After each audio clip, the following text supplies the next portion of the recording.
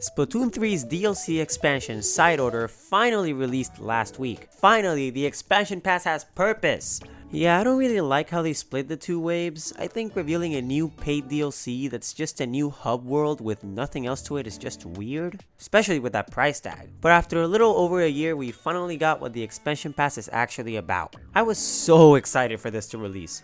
You know, as AleHQ Expansion's #1 fan, I had high expectations for this DLC, but after a couple of things that kinda ticked me off about how the Splatoon 3 story mode was executed, I made sure to not set my expectations too high. But regardless, I was still pretty hyped. So on the night of February 21st, after patiently waiting for the update to show up and download, I booted up the game, headed straight for the train station, and started my first playthrough of Side Order. And it was awesome! So, I want to share my first impressions about it. Since these are my first impressions though, there's still a lot I haven't discovered as I'm making this video after going through my first 6 hours of playtime. So if I say something that's wrong or I'm just not aware of, keep this in mind. Alright, let's begin. So for those who don't know what exactly Side Order is about, it's basically Splatoon mixed with a roguelike. You gotta climb through multiple floors, completing objectives, eliminating enemies, fighting bosses, and pushing 8 balls into goals like in AleHQ Expansion. Pearl even calls out your pal's trauma, it's neat. But man, the roguelike elements used here are what shine the best. The basic formula for roguelike consists of trying to complete the game or run, collecting upgrades or better weapons as you keep progressing. The catch being that when you die, you start at the beginning again, and it works so well here.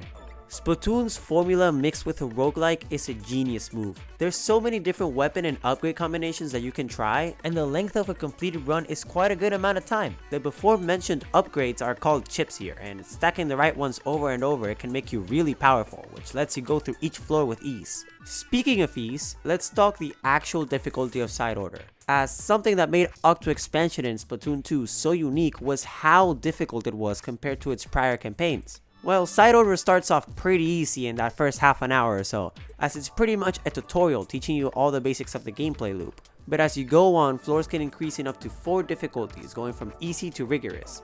Most of the floors and challenges seem intimidating at first, but you just gotta know how to play your cards right and have quick thinking so you don't die. I got really lucky in my winning run. It's insane how quickly I beat it, but also I was playing it really safe as I didn't want to waste my life on stupid deaths. I also first tried all the bosses somehow, but they're still very difficult if you're not careful enough.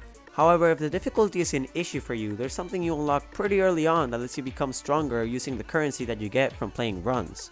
Which, to be honest, can sometimes ruin the roguelike element with stuff like extra lives or weaker enemies, but it's a good option if you're new to these types of games or just want to experience the story. Overall though, I think Side Order is pretty balanced. It can be really easy in the beginning, but at the end it can get extremely hard, especially if you're not good with the weapon you're using, which I know from experience. Now I want to quickly go over some of the cons about Side Order that stood out to me after my first experience with it. Once again, these are all my first impressions, so there's a lot I could be wrong about here. So let's just jump into it. For starters, I personally think that the soundtrack for Side Order is in top tier. It's not bad at all, it's just definitely the weakest out of all the Splatoon soundtracks we've gotten so far. But that's okay. The themes of every song fit so well into the DLC, and I also really like how there's multiple versions of songs depending on the intensity of the room you're in. But overall, the soundtrack still has some amazing songs, especially near the end. Speaking of the end, my main complaint about Side Order is not having the ability to loop runs. Let me explain. Many roguelikes have a mechanic that right before the final boss, or sometimes even after the final boss, you can choose to go all the way back to the beginning of the game with all the upgrades and items you collected during your current run, as you then gotta make it all the way to the end again. It's a really fun mechanic because it's a high risk, high reward choice you gotta make.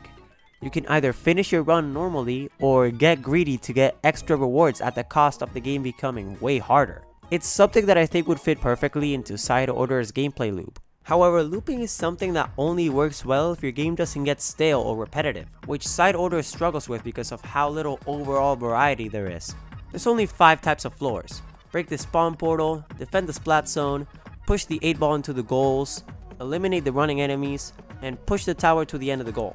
That's it. And after your first 10 runs, these few floor types can get really repetitive, which also leads to the very little enemy variety we have. There's 12 different enemy types, which I feel is too little, especially for a roguelike.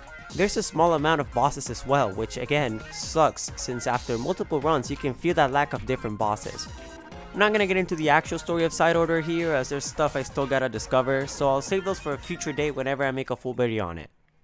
And those are all my current thoughts about Side Order after release. I'm having a lot of fun going through the game, even after beating it multiple times. Even though there's a lot of things I don't really like or find weak about it, it still surpassed my expectations of a Splatoon roguelike. Weird to think that this is Nintendo's first go at this genre, cause they seem to have the formula perfected here. I'd love to see Nintendo make more games in this style. Anyway, that's all I have to say right now. I'm gonna go back to trying to 100% Side Order. I've got a long way to go, so I better get going.